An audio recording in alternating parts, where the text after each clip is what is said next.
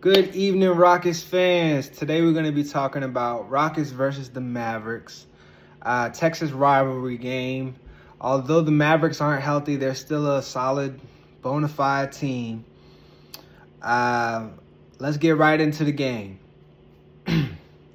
First quarter, we had a good aggressive start from Jabari Smith Jr. He had an offensive and a defensive highlight in the same sequence with this play.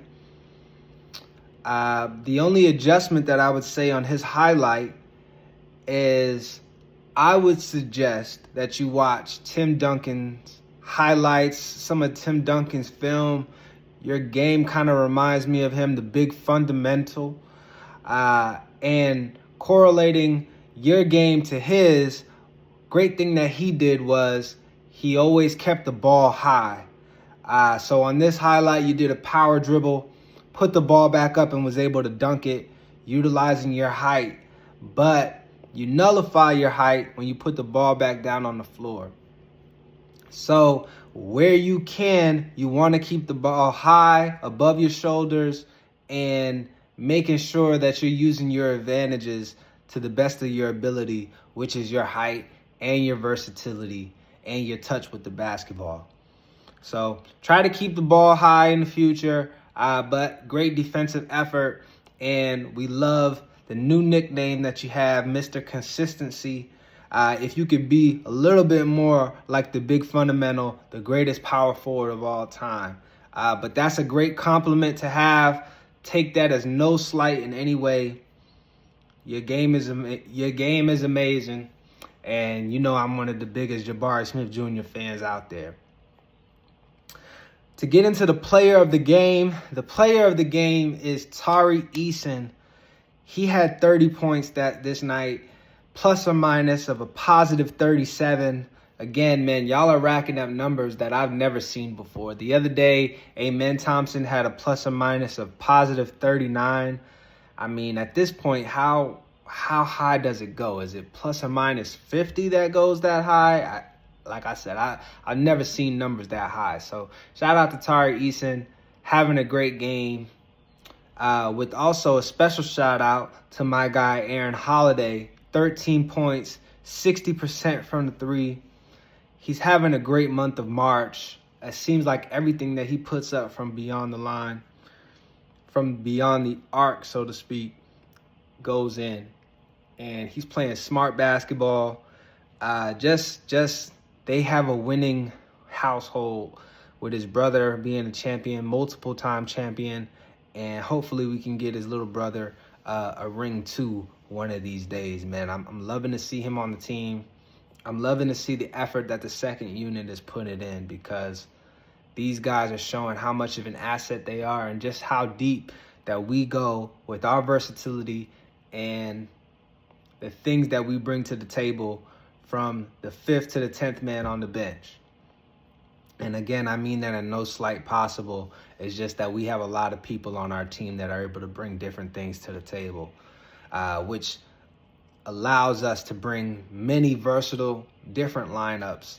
And again, that big lineup that we've showcased that has become a problem in the NBA, we're turning heads. And if we can get another lineup like that, I'm sure that we can make a deep playoff run. Speaking of, I know that we are in a tight playoff race when it comes to the standings. Again, I said in our last video that we want to avoid the Warriors. I'm standing on that. But while we are in this streak, we do need to be mindful. Yes, we want to have home court advantage. I know they were talking about that with yesterday's game against the Chicago Bulls, and that video will be coming out soon. That our goal is not to be the 6th seed. Okay, just wanted to make a reasonable goal.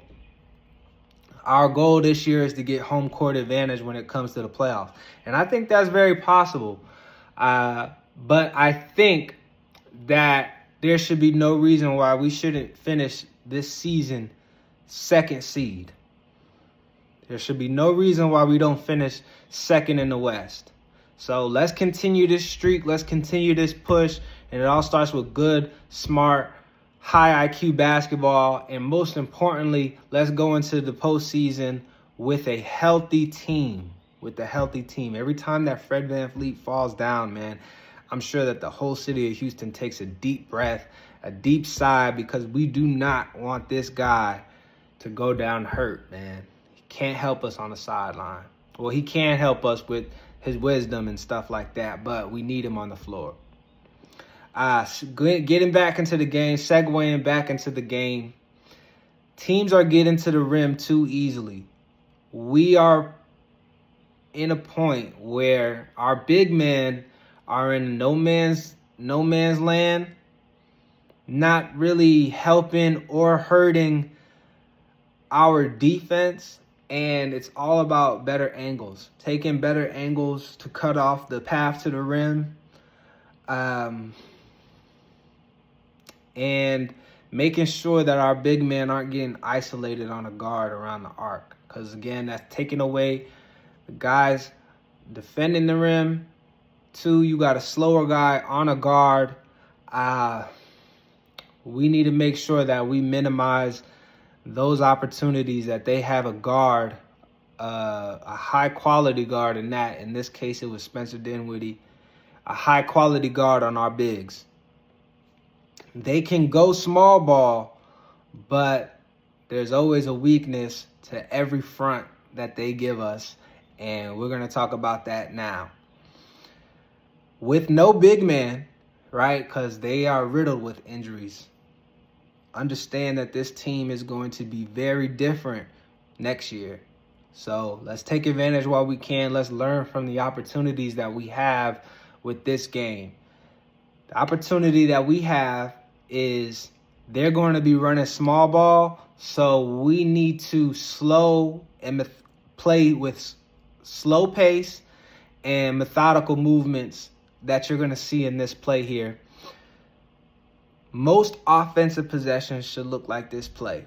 Slow and physical play, slow movement, and if we're not getting a layup at the rim or cut at the rim, a dunk at the rim, we're getting a wide open 3 because they're choosing to double team Alfred Şengün or our big that's playing with the post presence.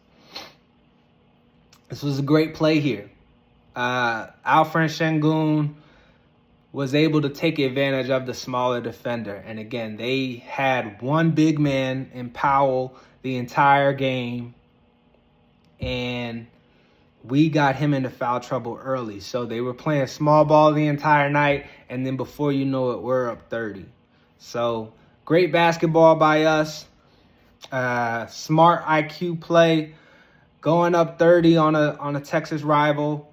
But again, there's not going to be too many more games like this, because once Anthony Davis comes back, the tables will be turned. As you saw the last time that we played the Dallas Mavericks, these guys can be very big, very physical, and although we do have a big lineup, there's really nothing much that we could do with Anthony Davis when he gets going. So keep that in mind. Take advantage of it while you can, and let's start preparing a strategy for next year, because those guys are going to be number one competition besides the Memphis Grizzlies next year. But to stay in the third quarter, I want to highlight this great play by Jalen Green. On defense, we were playing great defense. Jalen Green gets the rebound, and instead of forcing the layup, although I did see Tari Eason streaking and getting to the rim, that could have been a layup there. But you took the ball, slowed it down, got an even better play, because we want to have the ball in the best player's hands at the end of each quarter and in critical possessions. And he took care of business here. Got Klay Thompson one-on-one and was able to get a great shot beyond the arc, resulting in a three-point play. And again, we need more plays like this. I'm also seeing you take advantage of those elbow jumpers and everything in between.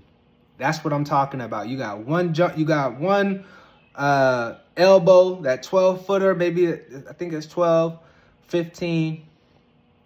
I'm sure the guys will let me know. But the elbow jumper, then you got the other side, the elbow jumper, and then that whole space in between, that is right there. That's all real estate for you to work, all real estate for you to make your home. And again, as you've noticed, that shot is always there because they don't want you to go to the rim and they don't want you to start racking it up from the three. I'm loving Jalen Green's game. This game was a great example. He starts the game by going to the rim, getting a rhythm, understanding we putting the ball in and we getting the most high efficient shot possible, and then we working inside out layups. Then I'm hitting you with some mid-range game, and then I'm hitting you with the beyond the arc game, and then come the end of the game, you just know, dang, there's really no spot on the floor that I really want this guy to shoot. And I'm taking all great shots. So shout out to Jalen Green. This guy is understanding and he's starting to take the next step.